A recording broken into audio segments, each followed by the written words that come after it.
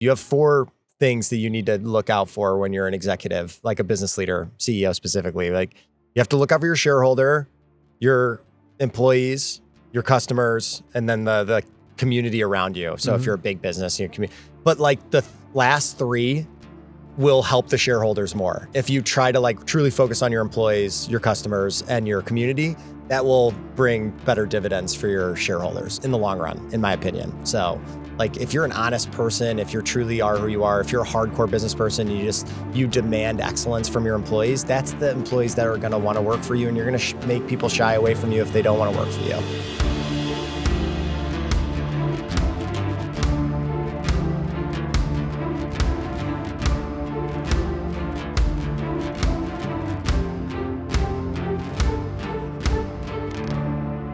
Today's guests are 2 brothers building one of the most influential executive media platforms in the country, Will and Chris Salvi, and we're filming this conversation from the beautiful Los Angeles Memorial Coliseum in sunny LA. And part of the reason for this is these are Notre Dame guys, played at Notre Dame. So I said, you know what?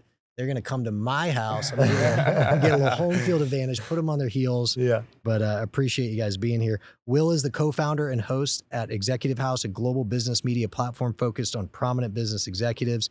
One of its flagship properties is the CEO Series, an Emmy award-winning YouTube show dedicated exclusively to conversations with CEOs. Executive House also produces the CEO Roundtable and the Tech Series, with additional verticals in development, spotlighting board directors and other key C-suite leaders shaping the future of business. Chris is the co-founder and CEO of Salvi Media and Executive House, and former Notre Dame safety. Notre Dame.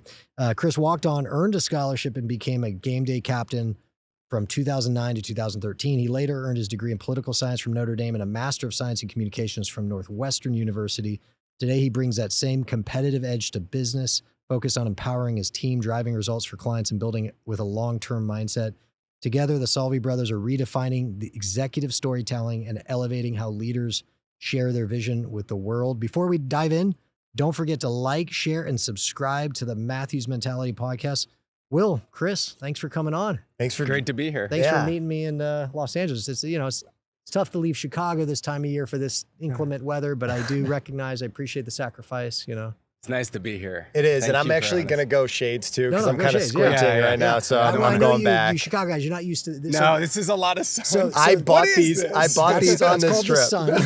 You probably haven't seen it in 6 months. Literally. I mean, that was part of it. Before NIL and all that, I was like, why'd you go to Notre Dame? Like and the recruiting season back then was like December, January. Oh, yeah. So we'd get these kids from the Midwest, the Northeast, and fly them out on their trips. We'd pick them up at LAX, take them down to Manhattan Beach, give them, lunch. It's a tough sell. Yeah. It's a tough sell. South Bend is a Back when tougher everybody sell. was paying the same, which is nothing. Well, I don't know if the SEC was paying nothing.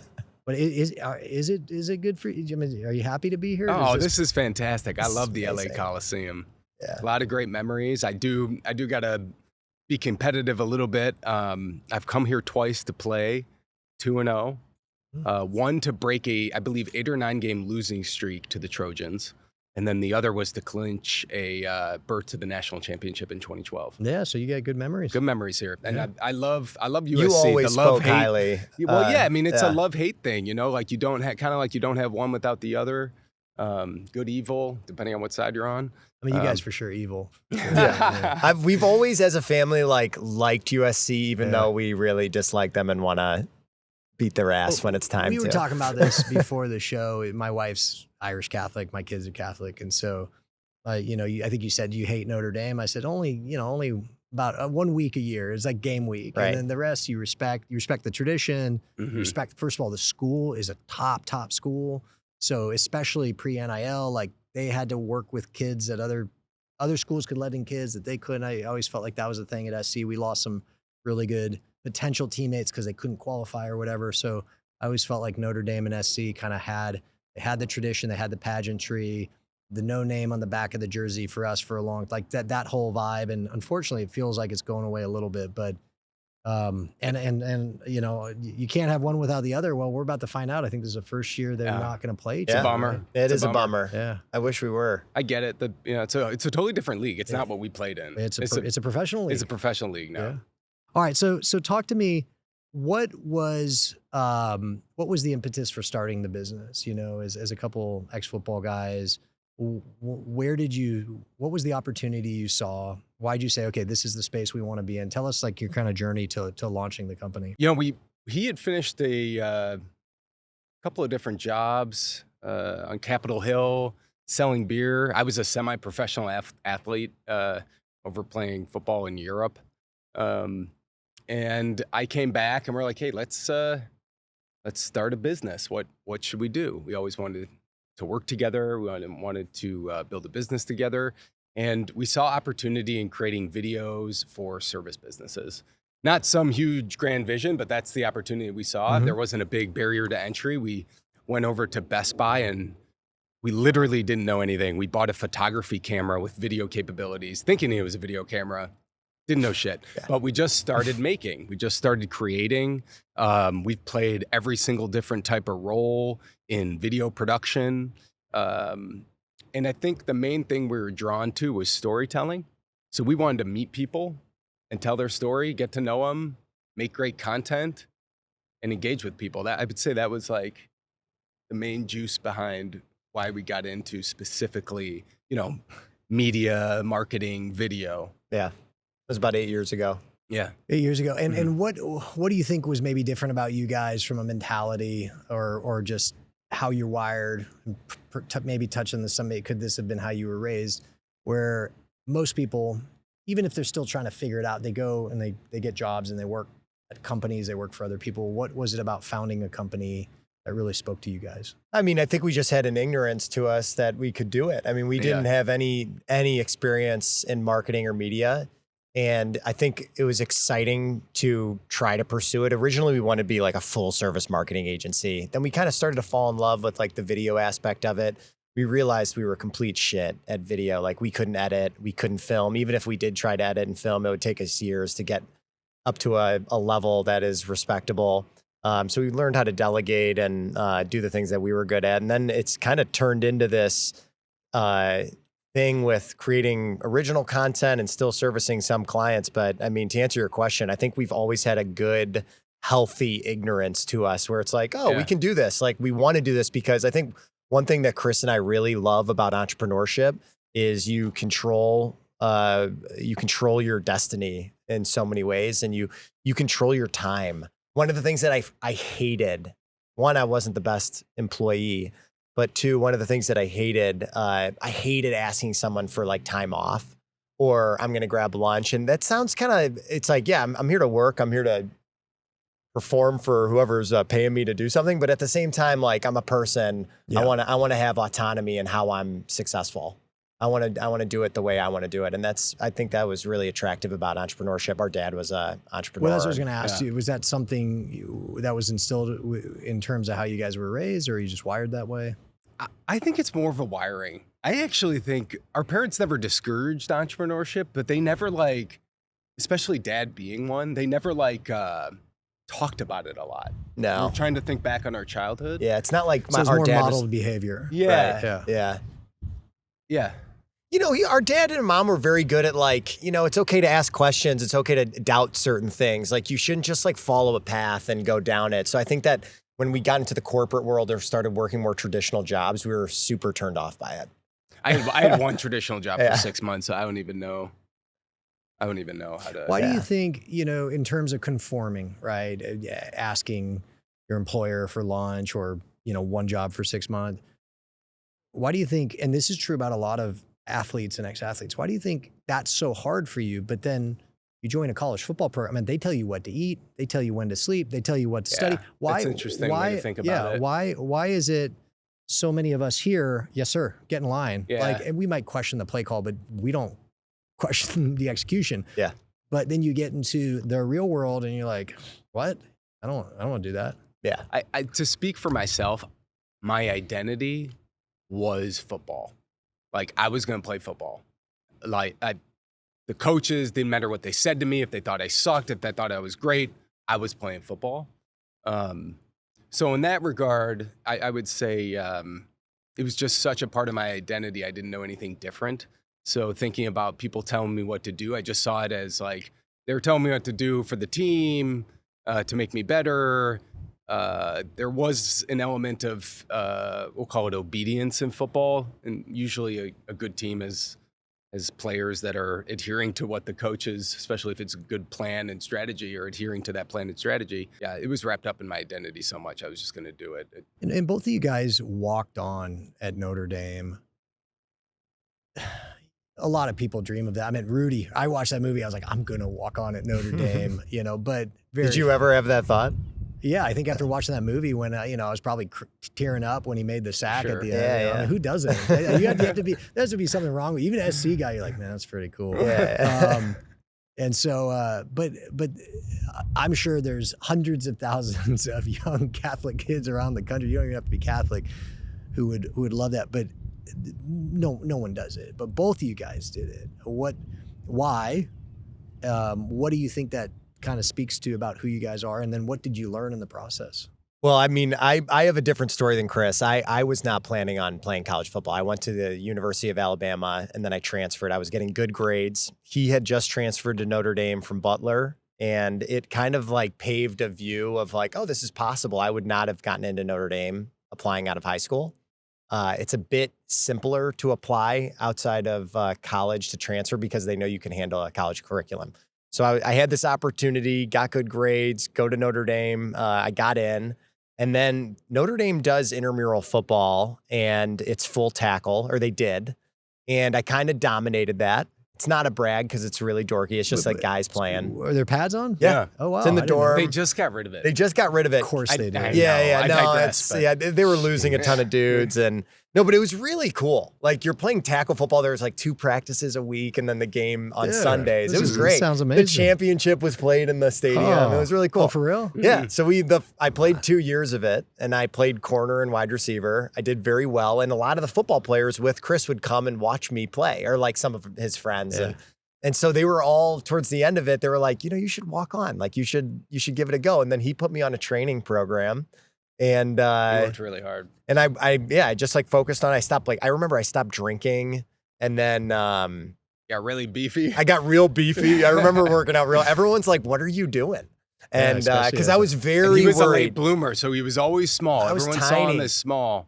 And Then he blew up. It's an insecurity I still have to this day, because like I'll see kids from high school and they're like, "You played at Notre Dame." Like I was not good in high school. I just like I played like special teams and defense sometimes in high school, and then I got bigger and faster and strong. I was tiny, and so I still have insecurities because I'm like, all right, man. Well, I know what I did on Notre Dame. Not that I did some great thing, but I knew that I worked hard enough to get the respect of teammates, and then I was always very worried when I walked on. I still remember this. I was petrified of being like the slow walk on, or the not as strong guy, the Rudy essentially. I was like petrified, and I was surprised when I got there. I was like, all right, I did. You didn't want to be like patronized. No, and it never was that. It was a great locker room experience. I played 1 year. And Chris, you played 3 or 4? I played 5 years of college football, 1 at Butler University, and then 4 at Notre Dame. And I would say the impetus of walking on, it definitely is connected to our family's history. Grandfather went there, dad went there for law school, brother went there for law school, another brother went there for undergrad, so it's like it's in the family. Everyone loves it. It's a big, it's an element of our family. So and I was playing at Butler, and as all of us know here, and people listening, like, sports are really difficult. College football is really difficult. Going to school, playing college football. I wanted more. Like the stadium at Butler, no disrespect, it was just like, 200 people show up. And I wanted the big time. I wanted the big stadium. I wanted to play against the best players. I wanted to see how good I was. And I would say that was one of the biggest reasons I wanted to walk on in Notre Dame. And so then you kind of, if I had to guess, coordinate with the coaching staff. It's not like you have like a tryout. It's like, where you try out for a couple of days, right? Yeah, no, it was, we were just trying to, I was just trying to, What was your tryout? It was probably your game film, right? Yeah, the game film that was the hook. Yeah. And then they did put us through a workout. So they brought us on the team, but then they gave us, I don't know if this was the tryout, but they beat us to shit for like 2 days. While everyone else is practicing normal, we're just doing a workout, like a conditioning workout for the entire practice. was one of the hardest couple of workouts I'd ever been What through. was the moment when you knew like, hey, I might be able to hang here and maybe even get some playing time? I knew pretty early on. Yeah. Yeah. I had mentioned to this before we started recording, but when I first arrived at Notre Dame on the team it was the 2009 season, it just wasn't in good shape. There were some really great players, but the back half of the roster was not impressive, and ultimately an opportunity for me and other walk-ons. What was something, that being a collegiate athlete that you think helped really created value and helped prepare you for being an entrepreneur founder? I would say persistence. Yeah, you get your ass kicked as a walk-on. You Yeah. for sure do. You have to do ugly jobs. Yeah, you have to do ugly jobs. Like coaches would call me a Make-A-Wish kid if I messed up an assignment. You're supposed to be a walk-on. You're supposed to be smart. And they, So it just, you realize, and you're with your buddies who are also walk-ons. It's almost like your cohort where they're going through with you, and all the other players, scholarship players, like they respected walk-ons quite a bit. So they kind of felt for you, and because they knew you didn't have to be there. Yes, right. sports are just Anything for it. like, what I've always found corny about football is like guys say brothers, like your brothers in the locker room, but it's honestly a true statement. It is. Yeah. It's hard. It's hard, and you kind of go through it, and you get yelled at together, and you go through these workouts together. It's very physical. I mean, it's intense. Like shared suffering and shared sacrifice and shared success. Those three things tend to build like real bonds. Let me think here. I got one. When we talked about this when you and I were speaking, is identity. And for athletes, so much of your identity gets wrapped up in football and really what you do, not necessarily who you are. And talk to us about what, if any, struggle you had when your playing's over, and especially for you, is 4 years.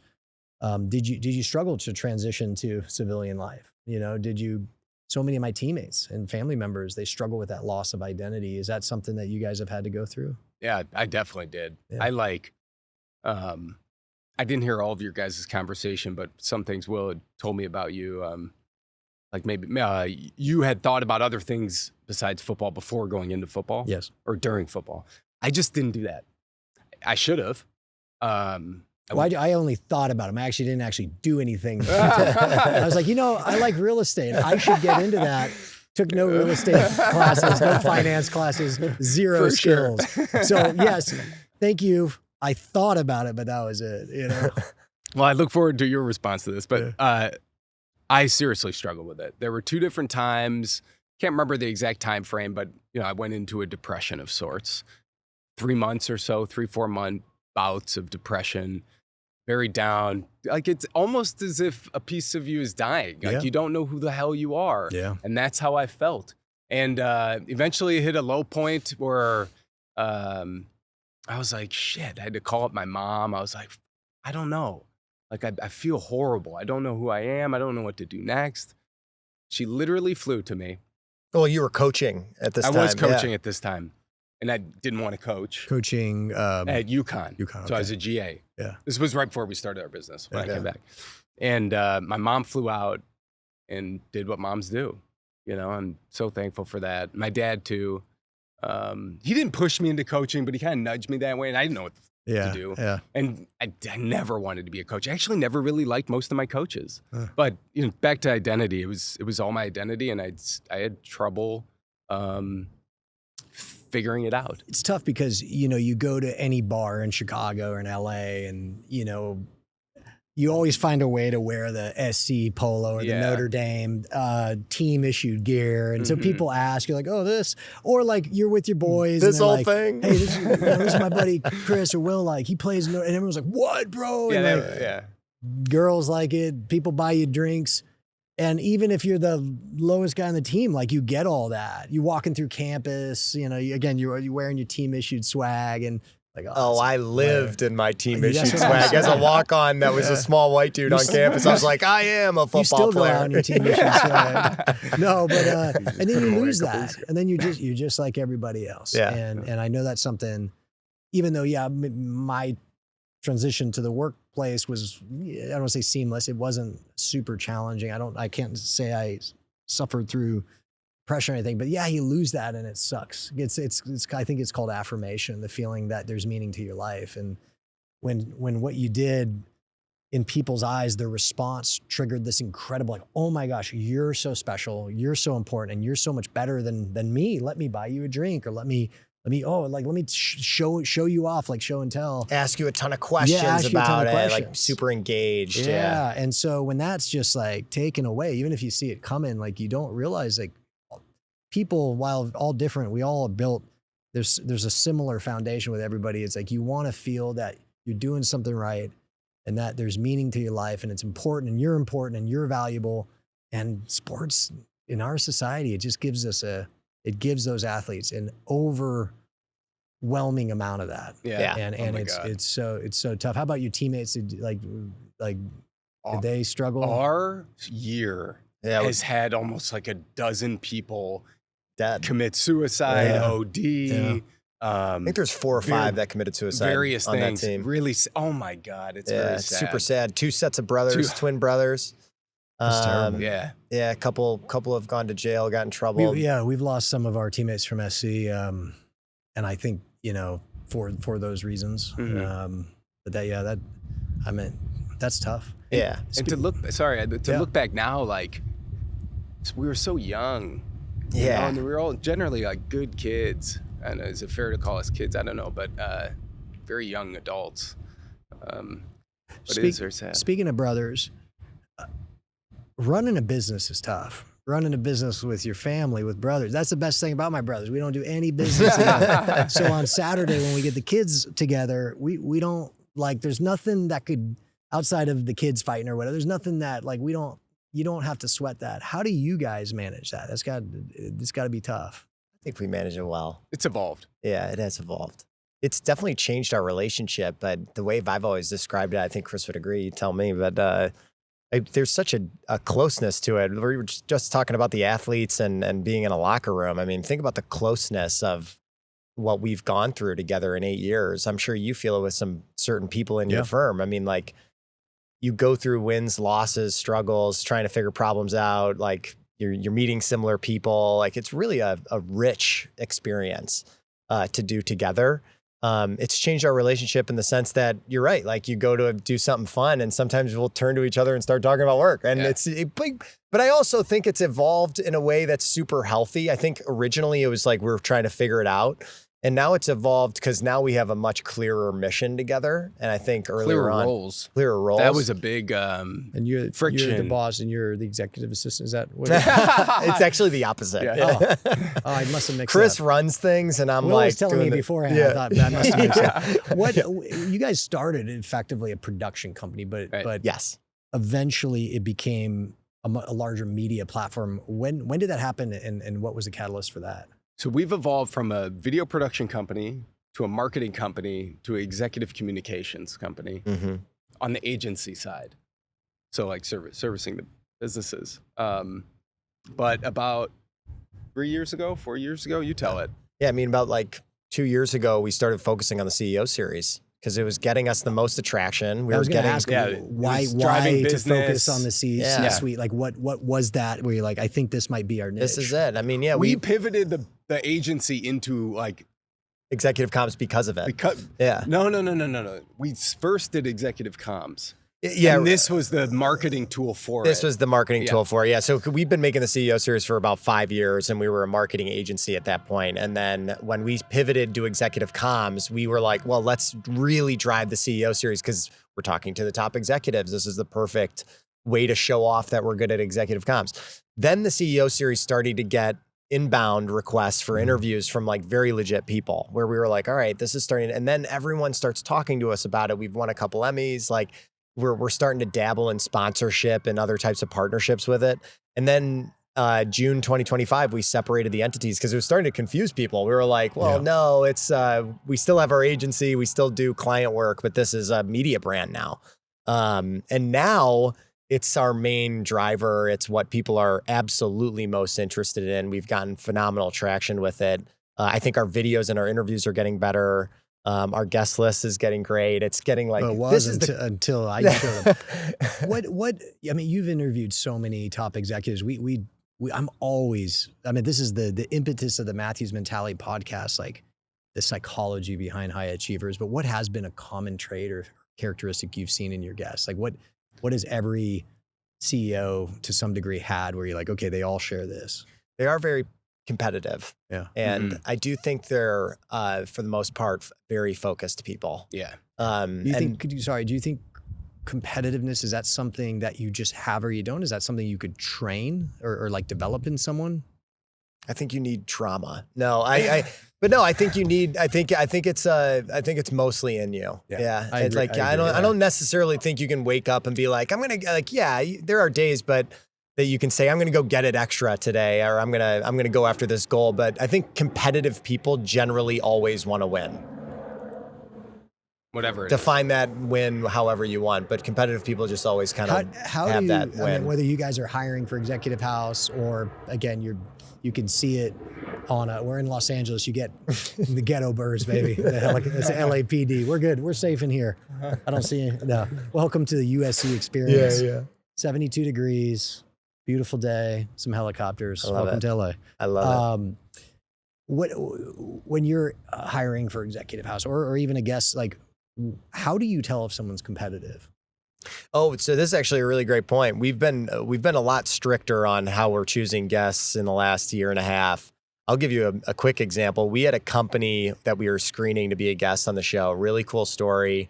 They were from like Europe. They started this company, and their comms teams used the word redundancy when talking about a layoff. Because I was like, hey, what juicy stuff has happened, or what's been a difficult time? And they mentioned they went through layoffs, but they used the word redundancy.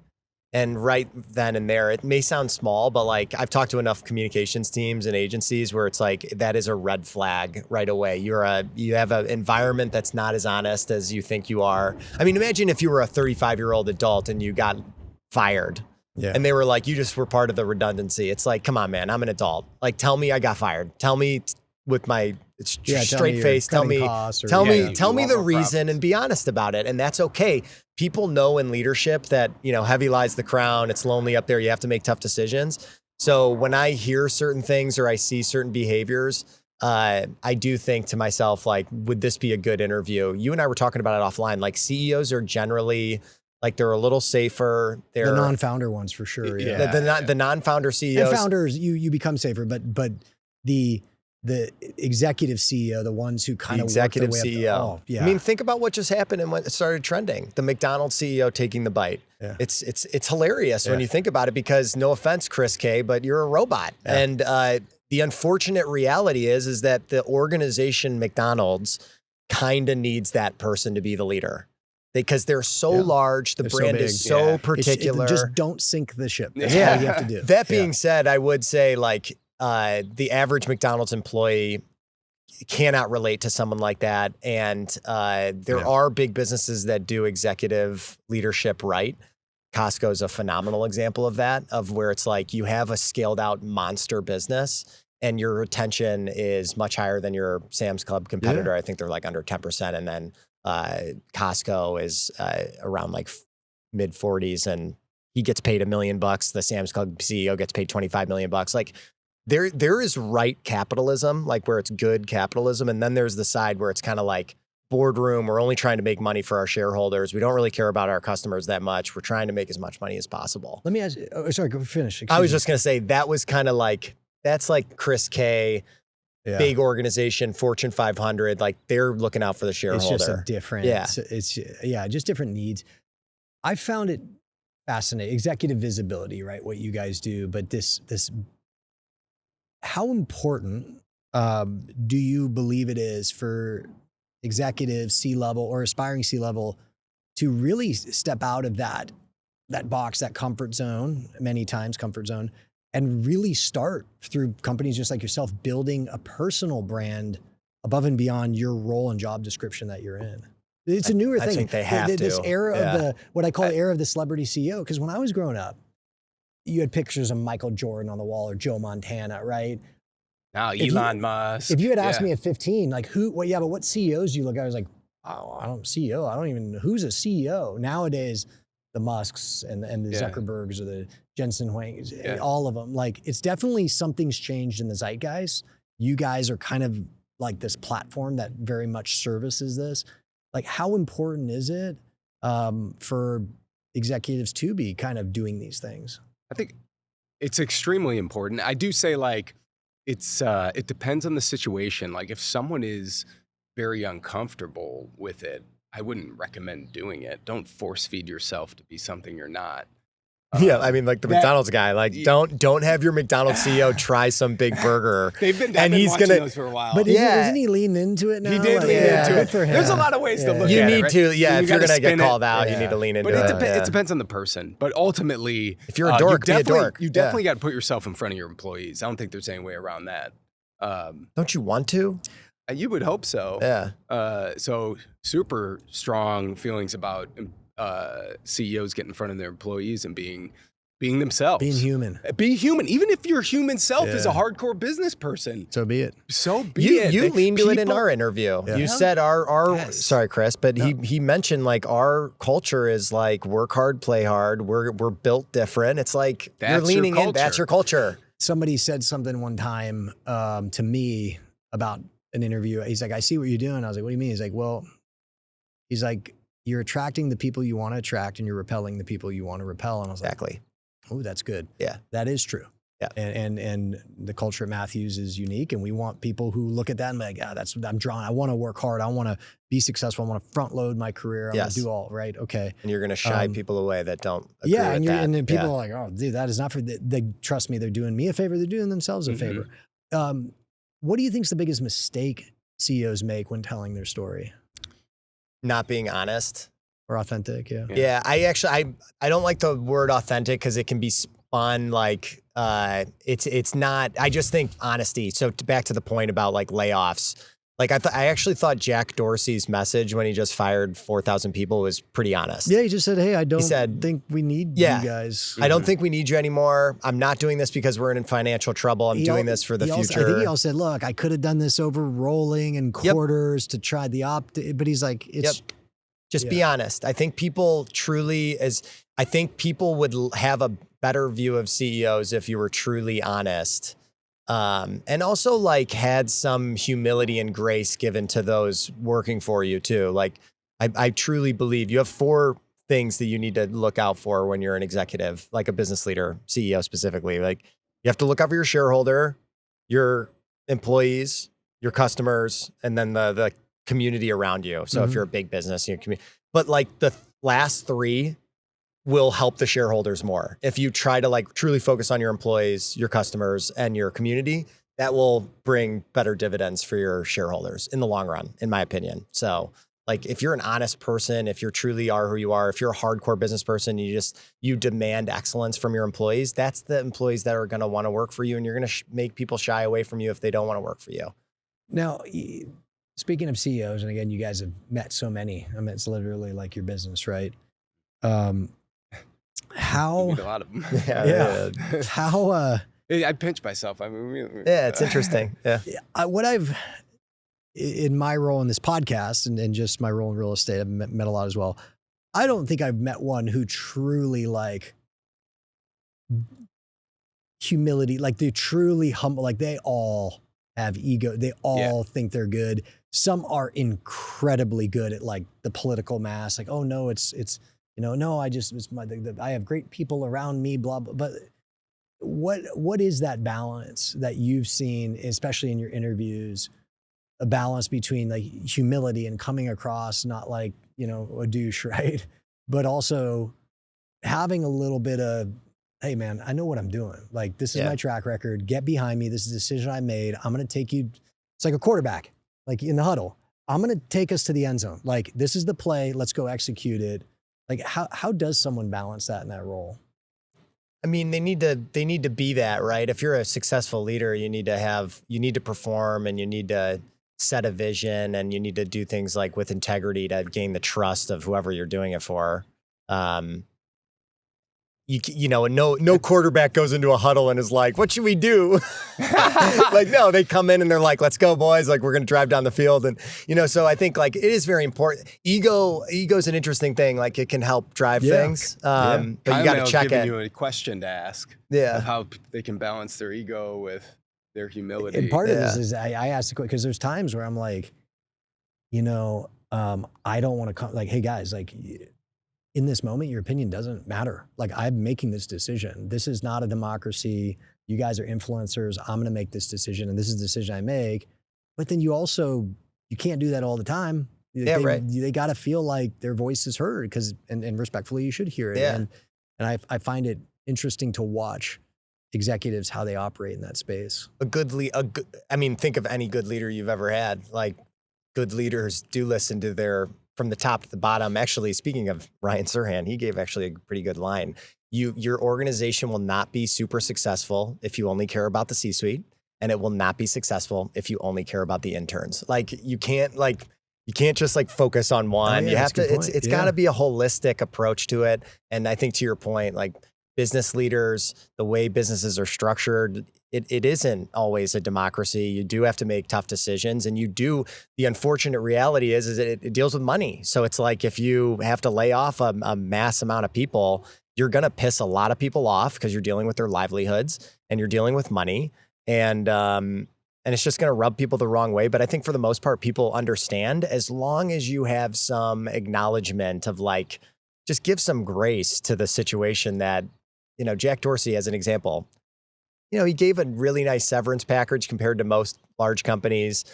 He was completely honest as to why he was doing it. He set a vision and said, hey, this is what we're going to do, X, Y, Z.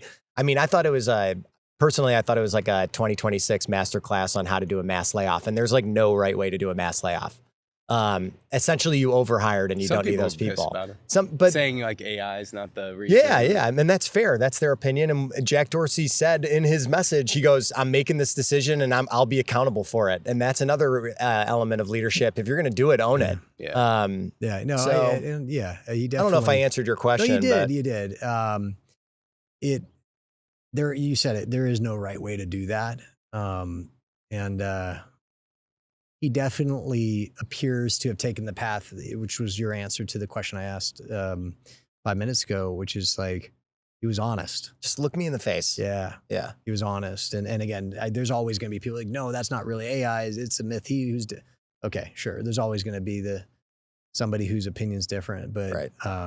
Yeah, from a communication standpoint, it seemed to be as effective as that can be, which nobody's going to like it. And that went viral too. So it's like that got a lot of extra visibility from people who are just generally going to, there's always going to be a big business hatred, like people just don't like big businesses. Has there ever been someone, you don't got to name names. Has there ever been someone that you guys met and interviewed or spent time with where you're like, how the hell did this get? Yes. Yeah. Yes. What was it about that person where you just like, how is this compatible with success? I haven't had a bunch of instances like that. It's just confusing. I don't know how else to explain it. I think a lot, it was in a big business. It was actually a client, not a guest. And I was just like, I thought about how maybe they're good at politicking. That's what popped in my head. Or they got rich parents. Yeah, who knows? Like, who knows how they got there? But they were there, and that was my impression that maybe they were good at politicking because I was not impressed. But that's also one instance. Yeah, so I'm less impressed with the executive, professional executive CEO versus a founder CEO. Founder CEOs have a clear focus and love for their business. I also think they generally have more of a holistic view of their business with respect to their employees and customers and community. Yeah, versus someone who comes into a public company is like, now I'm steering this big ship. Founders almost always are. They're like, they can be nuts too, for sure. Like they're interesting birds, but I think they are, they're a bit more up my speed. What is an actual skill, like a technical skill you've seen a lot of these executives have that have helped lead their success? That is something someone in the audience can go learn. Financial skill is a pretty, these people, specifically at these larger companies, we've interviewed a lot of CEOs and they're large companies. The financial skill of these people are pretty strong. Founders are creative.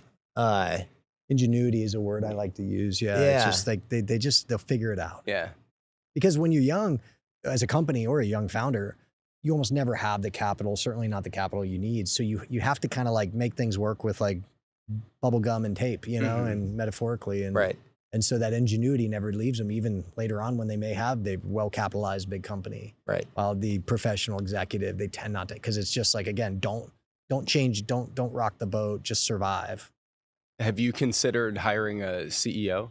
Yeah, we talked about, I considered it a couple years in, and I just felt like even though they'd have a title of CEO, they would never be empowered because I'd be sitting there. I think where and when you can hire a CEO as a founder is when you truly are stepping out of the business. And even then as chairman, you cast a very long shadow, but that could be true about all chairmen. At the end of the day are a CEO's boss. But yeah, we talk about it at Matthews, you know, as long as I have gas in the tank and I wake up fired up, I'll be here. And then, you know, there's a sound like Brady. Yeah. Yeah. As long as I don't suck. I could just say, if I die unexpectedly, we know who the number 2 guy, Dave Herring, we know who did it. You know, like, so just put that on the record, Zach. If anything happens to me, Dave Harrington. Do you ever get David. like Keyman syndrome where you're worried about something happening where maybe your personal brand is too strong for the business? Or No, I think as a founder, especially, it wasn't planned this way when the name's the same, the founder and my personal brand is the company and the company is my personal. So if it had a different name, if like I named it Redstone, you know, maybe. that's gold. Yeah. Redstone real estate. Redstone. Yeah. Yeah. Oh, you know, BlackRock. Yeah, exactly. I swear, all these real estate. private equity companies, there's only like, there's only like 12 different names and a combination, like a Rubik's Cube. They did exactly what we just did. Yeah. Trees, oaks, stones, granites, blacks, grays, blues, greens. Stratton Oakmont. Yeah. Stratton Oakmont. They move it up. All right. So let's talk about your guys, Executive House, Executive Media. What do you see the next decade looking like? What is your vision plan, and where are you going to take this thing? In regard to executive media, so it's like a subset within, you know, business media. I would say one, going back to internal communications.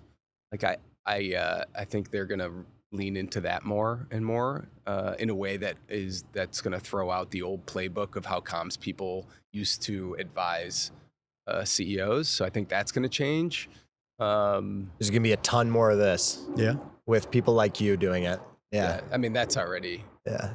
It may be still the earlier innings, but it's underway. And then in regard to the vision, I mean, we want to interview the best, most interesting, dynamic executives in the world. And not only that, what we want to do is influence them in a way to be better, maybe I'll just say humane leaders, you know, not in a like kumbaya way whatsoever. Like, this is a business, you got to make money. But why not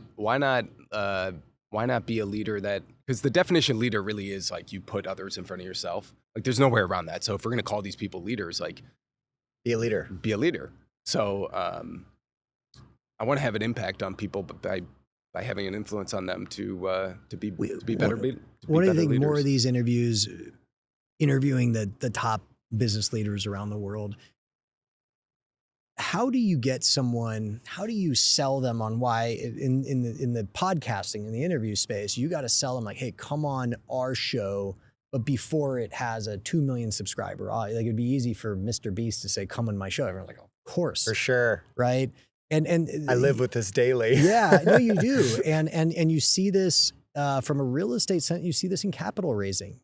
Hey, I'm gonna launch a real estate platform, and I'm gonna raise capital and go buy deals. And I have this great business plan, and here's my background, but I've never. And you're like, hey, give me your money. I'm gonna go invest it. It's like, but you haven't done it yet. It's like, how do you get someone to sign up for what the business you offer before you have the track record to say, hey, this is what I've done, and it becomes easy? You mentioned earlier, it's getting easier and easier. It's those first 10 episodes that are the hardest. Yeah, I mean, I've reached out to probably, like, I always have said this, like 2,500 companies, all the way from NVIDIA and Meta and Elon Musk to a liquor store in Chicago, and lots of no's and lots of maybes and lots of check-in 6 months, lots of no responses. And so I like continuously reach out to McDonald's and Uber and all these companies like every 6 You're like months. a commercial real estate broker. You just gotta keep making those cold calls. You know? I really do. And I'm just like, hey, this is what we did in the past 6 months. I know we haven't talked in a while, and just kind of try to figure out a way in to get someone to recognize you. And eventually, again, over time, we just kept trying to make the videos better and make the interviews better. I'm trying to get better as a host. We're being very strict with our guest list. Like we deny a lot of people. Impressive people It's because it's every week. Yeah. We look at ourselves, we're like, I wish I was half as successful as this person. I wish we no, sorry. Yeah, if we but had that's part of it, right? Yeah. You gotta hold a standard of how you want to go about it. Yeah, just persistence. I mean, I think that's just us trying to figure out a way and problem solve, because at the end of the day, it's like if you're trying to get somewhere and you're not getting there, that's a problem. You need to figure out how to get there. So we just kept trying, and now we only reach out to those that we're looking to get, like where we're actually interested in getting. Yeah. But to Chris's point, we're getting a little bit more philosophical with them. I want the CEO series and our platform to be a little bit more on the philosophical side. I care a little bit less about your earnings or what the performance is going to look like in the quarters. We're not going to win that game. We're not going to win that CNBC, game. Yeah, Wall Street I'd Journal, rather get open Bloomberg. with them about their failures and stuff. And you'll get that more from the founders than the professional, because the 100%, professional CEOs yeah. are there to talk about their earnings and talk about why you should buy their stock and all exactly. that. They're selling. What's the nicest thing anyone's ever done for you guys professionally since you founded your company? Like just where you said, man, that made a big difference. Generally, the foundations, specific to the business, the foundations of our being is our parents. So it's always like, they've taught us so many skills that are perfect for business. You know, our environment growing up is like ideal for dealing with the business world. I was going to say our parents too, like the reputation that they built for themselves and the trust. Yeah. And then our older brothers all kind of carried that too. So like we're very lucky in the sense that like if you ask for a meeting from someone because someone knows our brother or someone knows our dad, it's kind of like because of the trust and reputation of them, it gave us a foot in the door, and so we can't fuck it up. So just like our parents instilled those great values. But then I mean Ed Waymer he's the founder and he was the CEO of Wintrust Financial Corporation. It's a big bank in the region of the Midwest, specifically Chicago. They sponsor the Cubs. Like they're kind of like the regional bank in the Midwest. And so we asked him, he was our first episode. We asked him to be on this show, and we didn't even know if it was the CEO series at the time. Calling it something different. Yeah, it was called like What It's Like or something. And what's it like to be a publicly traded bank? They're like a $5 billion bank. And after the video, after the video, we were like, do you know anyone that would want to do this? Like prominent business people. And he introduced us to Tom Ricketts, who owns the Chicago Cubs, to Jerry Reinsdorf, who does the Bulls, who owns the Bulls and the White Sox. Big names. Greg Brown of Motorola Solutions, which is a Fortune 500 company. And then Pat Gallagher, which is another Fortune 500 company of Gallagher. And they all said yes. And so that got like that when I reached out to those 2,500 people, you bet that I put their names in like, we just filmed them, Just had these, parlaying past guests to get future guests. So that was nice of him, because a lot of high up people, I'm sure you've experienced this, like they won't like recommend people higher than them. They'll either do peers that they're very close with or someone below. Yeah. So was there ever a moment where you guys thought about giving up or just like, I don't know if this is going to work? We had this one moment. This was 3 years ago now, where we had hired some senior people. We thought we were going to win some business. In fact, we were told we had contracts out. But we hired these people. They were not inexpensive. They were very talented people. But then, we had them for about a year. And we didn't hit enough business, and so we had to fire them, and we took out on our line of credit, and it was stressful, and I cried. That was a test moment. I cried to my wife. I remember. I got home and I like broke down to my wife because it was steps forward. We had so many brutal. We were building it year after year after year, and then we went backwards, and that fucking sucked. That hurt. And And I know one of your next questions is like, what's something bad someone did? That's all linked. So we were talking to a Fortune 500 company, another public company. We were like, oh man, we're going to win some good business. It was like 360 grand. And that was a lot of money for us at the time. And I mean, it still is. It'd be great to get that. Yeah. And so we sent out contracts and they fucking ghosted us. And it's just like I'm a relationships person. And I thought I was building a genuine relationship with these people. And then I got ghosted.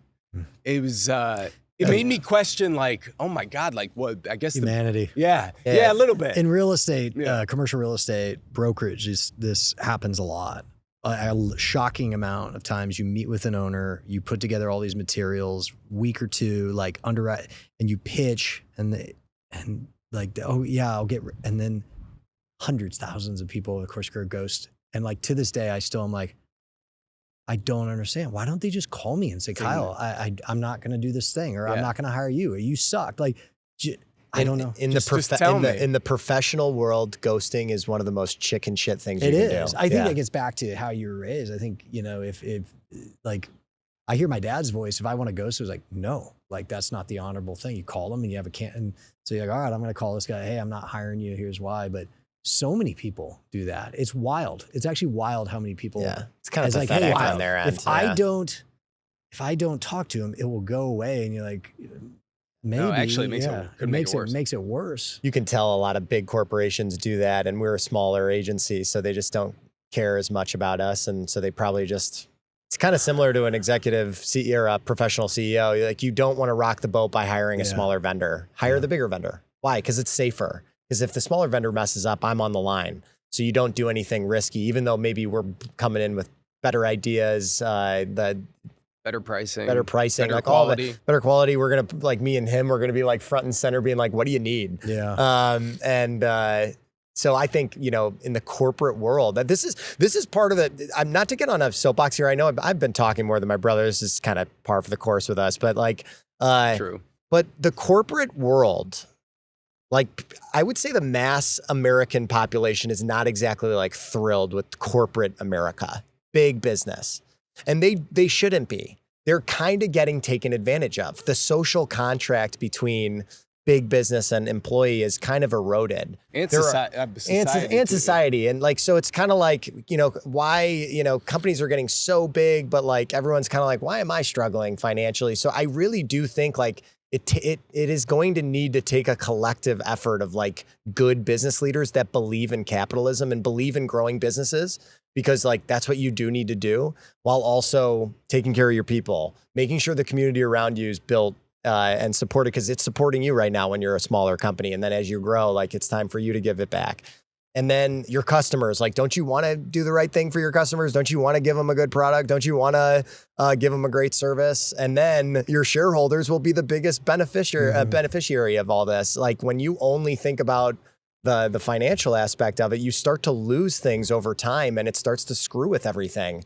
And it kind of goes to the ghosting element, because it's that corporate culture where we're kind of walking on eggshells. We're not being honest with each other. Hey, we just made 10 billion in profit, but we're going to serve pizza to make sure you guys feel appreciated. It's kind of like, no, I want a fucking raise. Yeah. So end of rant.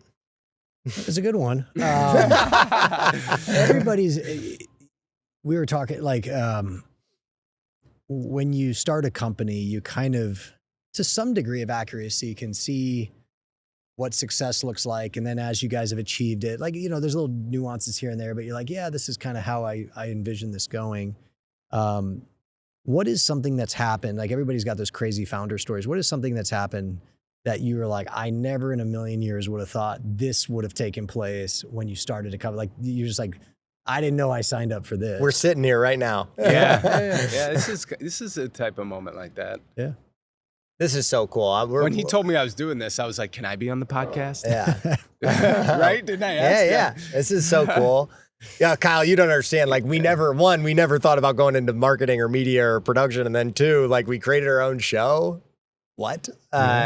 And it's gotten a level of appeal where we're getting really reputable people to join the show as guests. It's really a treat for us. We really enjoy it. Yeah, there's like, we'll just call it like meetings I've had with people, like going down the business route. I'm like, wow, can't believe I had lunch with that person. Like, can't believe they took the time with us. You know, things like that. Yeah. Been little Just moments surreal. Like, yeah, it's like, Yeah. oh, this is great. This guy's like one of the And most successful. why do you think you guys have had that success? If you had to attribute it to one thing you guys have done while maintaining all humility, just like, we did this, and We're that's good with people. good with people. I mean, like, we listen, I think we're honest. we care, Yeah. we're honest. Yeah, we sit down with these like big company CEOs. We tell them what we think. You know, like we're not gonna hold back. I've done this. Doesn't do me. I've like, done it this. sound like they're paying me money. Yeah, I've done this Maybe rant with a couple many are people. customers, Yeah. but all the more reason to be honest. Yeah. I think they respect that. And I think, you know, like if we disagree politically or something, it's like, yeah, well, whatever. That's the way we need to have these conversations. It's actually, you're the perfect person to talk to because like you have a really great view running a big company on I want to hear your opinion on why you disagree with me. We invited the CEO to an event, and a couple of days before they'd backed out, and not a big deal. But then we invited again, and this person says they're coming, and his response is like, "What'd you say to him?" I said, don't bail. Not in like a dickhead way. You're just like, "Don't bail this That's time." what I'd say to my friend. If Yeah. I invited my friend to dinner and he bailed the night before, I'd be like, Puts you in a tough spot, especially if it's an event. yeah. Puts you in And a so tough I said, don't bail this time. Like, back to them being a fucking person. If you're a CEO, I don't care if you're a CEO of a $10 billion company, $50 billion company. At the end of the day, you are I do not care about you unless, if you don't treat me with respect, I don't like you. Sure.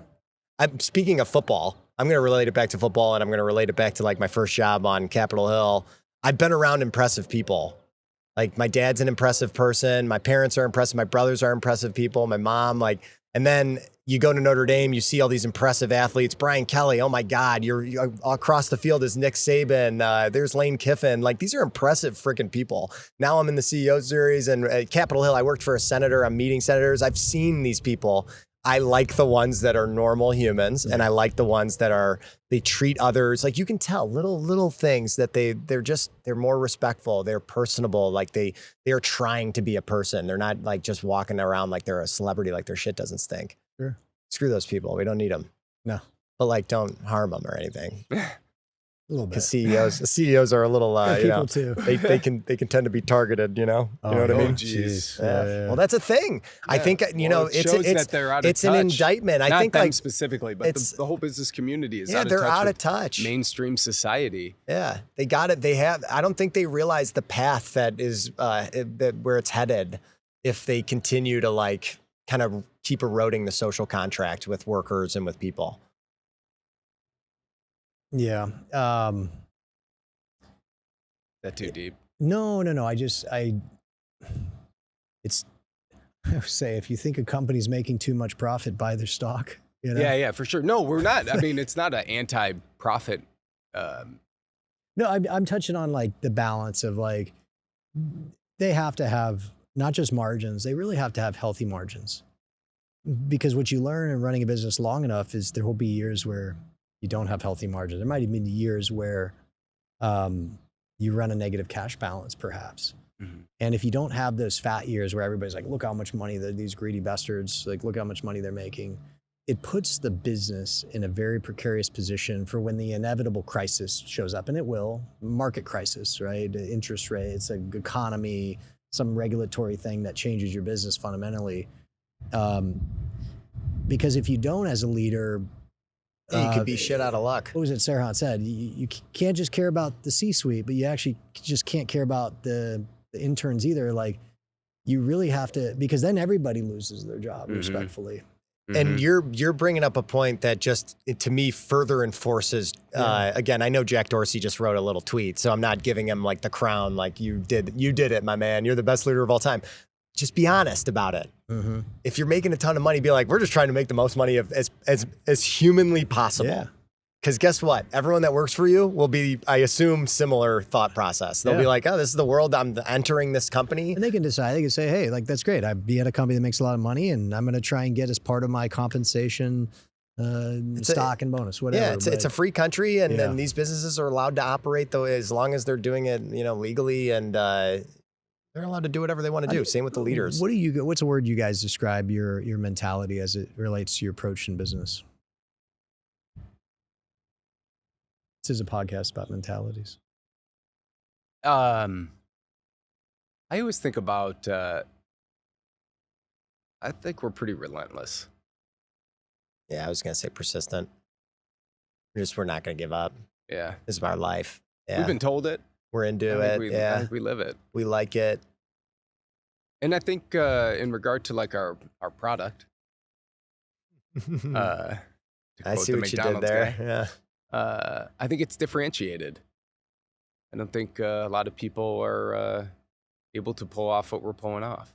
It's this balance between being honest and still having a little bit of that. I don't want to call it corporate comms, but they can't say whatever the hell. They can't talk like we talk. We don't have the same repercussions if we say something stupid. Yeah. So you got to respect that part of it too. Like they have the board, they got their shareholders, they have a fiduciary duty. I think which Jamie could make Dimon them, does a good job at this. Yeah, I think so too. Yeah. Like they could be held, they could be getting a lot of trouble. A lot of our perspective is definitely comms lens. Yeah. So like Jamie Dimon does a good job at that. Too many corporations are dishonest with their communication. So let me ask you this last question. Executives watching this episode right now, what is your message or your pitch to them about what should they hire your company to do for them? And what is likely the biggest thing that they're not doing that they should hire you to do? Can I put it kind of just no, please. Yeah. Especially in B2B. And B2C, it's the product to the consumer. It's a little different, but B2B, it's two human beings. It's not two businesses, it's two human beings. The moat in business, we've talked about all these different moats. Everyone's trying to find their moat. In B2B business, the moat is trusted relationships. No way around it. Always has been, always will be. The digital world tried to trick us, say otherwise, but the people who do business together, trust me, they get dinner together, they get lunch together, they golf together, they do something together. So there's no way around it. You got to have relationships and you got to be out there, visibility. And so what our company does is we get you visible through content and community. So simply put, we can make content about you, your point of view on the market, on your industry. Maybe even every once in a while, something social. And then the community side, there are people who are your buyers. And you have to be around them. You have to build relationships with them. You have to get your point of view out to them. And so we help business leaders create content with their point of view on their industry. And we help them express that view to their target audience, both through digital content and through events. I agree very strongly with that. We were talking and somehow, the whole idea of AI and, it's going to, our industry about 3 weeks ago, the public companies just got crushed. I saw that. Commercial real estate. And it's like, well, because AI is going to replace these service providers. I was like, dude, maybe in the super institutional space, I mean, it's going to create efficiency. You can lower the commission you're charging because it takes you less man hours, which you take those man hours and you do more deals. Like you make less on a deal, but the capital flows will increase. But I was like, people hire people, like 100%. It's that trust, it's that relationship. How the service is provided, certainly technology development and evolution will continue to change and evolve that. But at the end of the day, at least in my human experience, every owner that has ever hired me or someone at my company, they wanted to talk to that person because there was some sort of trust, there was some sort of comfort, there was something that human did for them that while that service provider will go leverage technology and hopefully it makes them better and more efficient, you can't have technology replace the human-to-human relationship. And it sounds like to a degree, that's what you guys really help executives do, is build relationship, community, and in some case, familiarity, but just at scale. Right. All righty. For everyone listening, be sure to follow Will and Chris Salvi on LinkedIn and follow Salvi Media on Instagram and LinkedIn at Executive House. Listen to the CEO Series podcast on Executive House's YouTube channel. And you can also learn more at executivehouse.co. Yeah.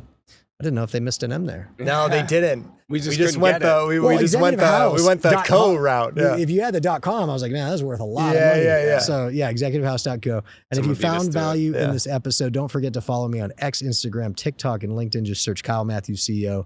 Catch more inspiring conversations on the Matthews Mentality podcast, wherever you listen. Guys, Will, Chris, it's been great having you here. I'm going to chalk this up for a win for the good guys, you know, Notre Dame. USC. Hopefully the next time, I don't know when it'll be, the next time Notre Dame plays in the Coliseum, we'll have to make a trip out of it. And again, hopefully, forgive me, have you go 2-3 in this stadium. Yeah. It's 2-2. I can't live with that, you know? I was 2-2 against USC, 2-0 in the LA Coliseum. 1-2. Maybe did I say this already? Maybe offline. Not the Notre Dame one. No. Yeah, but we broke a 8 Yeah, or you 9 said game. that one. Yeah, I you said this that. already. Yeah. Okay, A lot sorry. of hits to the Sorry, head. That's that safety coming Sorry, out yeah. in them. Yeah, shit. That's actually a good I thing. was a like gunner football. in football, so I was always trying to hit people. That's what I say. The best thing is like whenever I make a mistake, like in work, I forget something. I was like, did I just say this? Like, yeah. I was like, oh, sorry, a lot of hits to the head. And everyone's like, oh, no, I get it. Your brother was Like, using it's that very excuse. sad. on Yeah. his- I when was he like, was on. I think I had 2 concussions, both in practice, actually. But I get to use it. So do you. But what was your record at Notre Dame? 0-2. Oh, really? So 2-2 against USC. Wow, that's weird. Yeah. Because normally it's hard to win on the road, especially in that series. And Notre Dame's a house of horrors for us on those late October nights. I always hated that place. Mm-hmm. The day Cold. games I loved. Yeah, but the yeah. night games. We loved coming out here because the weather was so Oh, yeah. bad. It was fun to come out Yeah. here. They put us up at the Four Seasons. Yeah, they treated us like Man, kings. must it be was fun. nice. It was fun. Yeah, when we Great went to Notre space. Dame, we stayed at like some like La Quinta Inn. There like, was no Four Yeah. Seasons in No, South no Bend. Four Seasons. LA versus South All Bend. right, Yeah, it's tough. I thought it was all part of the like, hey, you're in the Midwest. It's tough out here. Yeah. But it was great games. This has been awesome. Congrats on all your success, and I know much, much more to come. So, Thanks, Kyle. and make sure to catch their podcast on YouTube.